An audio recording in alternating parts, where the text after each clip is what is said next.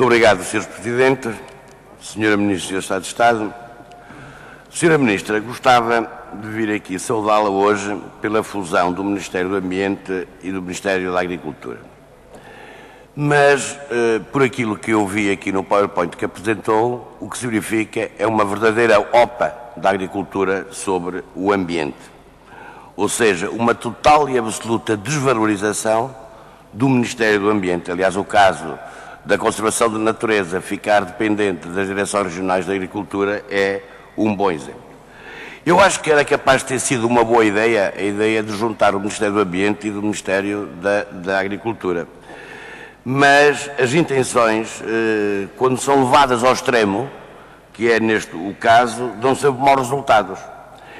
E dão maus resultados, dão prejuízos. E neste caso o prejuízo é para as políticas ambientais. E o seu futuro, do meu ponto de vista, por aquilo que eu vi aqui, é bem negro. O futuro das políticas ambientais em Portugal é bem negro. Aliás, há semelhança, por isso é que provavelmente a Sra. Ministra escolheu como fundo do seu PowerPoint o fundo negro, que era exatamente o negro das políticas ambientais ali. E também ficamos a saber, Sra. Ministra, que a Sra. Ministra vai extinguir muitas coisas, mas ficamos sem saber o que é que vai fazer na política ambiental. Eu não vi nada que me pudesse refletir ali uma política ambiental para o país no próximo ano. Aliás, porque os cortes são, nas questões das políticas ambientais, são bem superiores a todos os cortes, quer no Ministério, quer nos outros Ministérios. Aliás, bem demonstrado aqui pelo Sr. Deputado do Partido Comunista naquele mapa que nos apresentou. E aqui também estou de acordo com a Sra. Deputada Heloísa Apolónia quando diz que as prioridades do Ministério do Ambiente são exatamente a elaboração de planos. Ou seja, a primeira prioridade é o Plano Geral de Gestão de Bacias Hidrográficas, o Plano Nacional da Água e o Plano Estratégico de Proteção e Valorização dos Grandes Rios. Segunda prioridade, elaboração das castas de risco, Plano de Gestão de Riscos de Inundações. Terceira prioridade, revisão ou personalização do Programa Nacional para o Uso Eficiente da Água. Quarta, elaboração de uma Estratégia Nacional da Conservação da Natureza. Quinta, o Plano Nacional de Gestão de Resíduos. Aliás, são só planos, uma quantidade de produção de papéis, é a conclusão a que se chega, sem nenhuma ligação à realidade e ao terreno, ou seja, os investimentos no Ministério do Ambiente andam no meio dos papéis.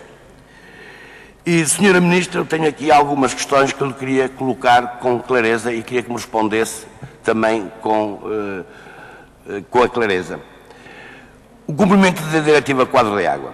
Sra. Ministra, há dias uma chefe de divisão de planeamento do INAG veio falar num problema relacionado com a monitorização e cumprimento da Diretiva Quadro da Água que não está a ser feito devido a cortes orçamentais. Ora, se não está a ser cumprida, significa, por efeito dos cortes orçamentais, não vai ser nunca mais cumprida. Eu gostaria que a Sra. Ministra comentasse esta declaração e, ao mesmo tempo, Sra. Ministra, me dissesse o que é que pensa fazer sobre o cumprimento da Diretiva Quadro da Água quanto aos planos de bacia, quanto à qualidade das massas de água e como pensa reforçar a fiscalização neste setor. Gostaria sobre a Diretiva Quadro da Água que me apraz registrar. Quanto à operação de resíduos, Sra. Ministra, havia uma operação, o Governo anterior lançou a operação de resíduos. Significa que hoje também não ouvimos falar nessa operação de resíduos. Eu gostaria de saber, Sra. Ministra, o que é que se passa nesta área e o que tem previsto nesta operação de resíduos. Gostava de falar no Plano Nacional de Barragens, que também é muito importante, Sra. Ministra, nomeadamente a cascata do Tâmega. O que é que se passa no conflito entre as empresas e os autarcas da região? E, por outro lado, Sra. Ministra, eu ouvi há dias uma jornalista perguntar à Sra. Ministra, e a Sra. Ministra não esclareceu, julgo que hoje tem a oportunidade de esclarecer bem aqui, é se há algum investimento, que sejamos claros, há algum investimento por parte do Governo, do Orçamento de Estado, para o Plano Nacional de Barragens, ou bem pelo contrário, o Governo usufruiu do Plano Nacional de Barragens. E, por último, Sra. Ministra, uma questão que eu lhe queria colocar, que para nós é muito importante, que é sobre o assoreamento do quebra-mar da Aguda em Vila Nova de Gaia. O INAG tinha previsto uma intervenção.